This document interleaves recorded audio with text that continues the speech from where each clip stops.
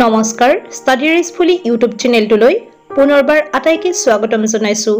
আজিৰ এই ভিডিঅ'টিত আমি দ্বাদশ শ্ৰেণীৰ ইংৰাজী বিষয়ৰ দ্য লাষ্ট লেসন নামৰ পাঠটোৰ ৱৰ্কিং উইথ ৱৰ্ডছ সেকশনটোৰ প্ৰশ্নসমূহৰ সমাধান কৰিম। প্ৰথম প্ৰশ্নটো লৈছো, English is a language that contains words from many other languages. This inclusiveness is one of the reasons it is now a world language. For example, petit from French, kindergarten from German, capital from Latin, democracy from Greek, bazaar from Hindi. ইয়াত কৈছে যে ইংৰাজী ভাষাত আন বহু ভাষাৰ শব্দ সন্নিৱিষ্ট কৰা হৈছে। এই অন্তৰ্ভুক্তিয়ে ইয়াক এতিয়া বিশ্ব ভাষা কৰি তুলিছে, যেনে ফ্ৰেঞ্চৰ পৰা অনা হৈছে পেটিট, জাৰ্মানৰ পৰা কিণ্ডাৰগাৰ্টেন, লেটিনৰ পৰা কেপিটেল, গ্ৰীকৰ পৰা ডেমক্ৰেসি, হিন্দীৰ পৰা বাজাৰ। Find out the origin of the following words. তলত দিয়া শব্দবোৰৰ উৎপত্তিৰ ঠাইসমূহ বিচাৰি উলিওৱা। শব্দসমূহ হৈছে tycoon, tulip, logo, bandicoot, barbecue, veranda, robot, zero, ski, trek. Answer: tycoon Japanese, tulip Persian, logo Greek, bandicoot Telugu, barbecue Spanish, veranda Portuguese, robot চেক, zero Arabic, ski Norwegian, trek Dutch. Number 2. Notice the underlined words in these sentences and tick the option that best explains their meanings. এই বাক্যবোৰত underline কৰা শব্দবোৰৰ প্ৰতি মনোযোগ দিয়া আৰু ইয়াৰ অৰ্থ আটাইতকৈ ভালদৰে বুজোৱা বিকল্পটো চিহ্নিত কৰা। A. What a thunderclap these words were to me. ইয়াৰ অৰ্থ হৈছে এই কথাবোৰ মোৰ বাবে কিমান যে আঘাতদায়ক আছিল। The words were loud and clear, startling and unexpected, pleasant and welcome. কথাবোৰ ডাঙৰ আৰু স্পষ্ট আছিল নে, আচৰিত আৰু অপ্ৰত্যাশিত আছিল নে, সুখদায়ক আৰু অপ্ৰত্যাশিত আছিল? শুদ্ধ উত্তৰটো হ'ব startling and unexpected, অৰ্থাৎ অপশ্যন নম্বৰ 2, আচৰিত আৰু অপ্ৰত্যাশিত। Next, B.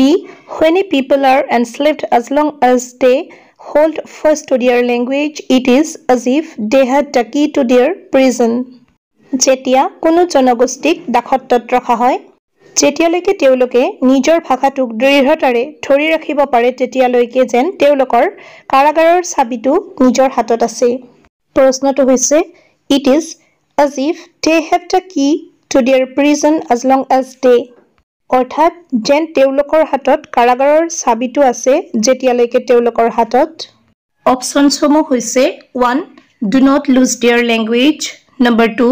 Are attached to their language. Number 3. Quickly learn the conqueror's language. প্ৰথমটো হৈছে যেতিয়ালৈকে তেওঁলোকে নিজৰ ভাষা নেহেৰুৱাই। দ্বিতীয়টো হৈছে যেতিয়ালৈকে তেওঁলোকে নিজৰ ভাষাৰ লগত জড়িত হৈ থাকে, আৰু তৃতীয়টো হৈছে যেতিয়া তেওঁলোকে অতি সোনকালে বিজয়ৰ ভাষা শিকে।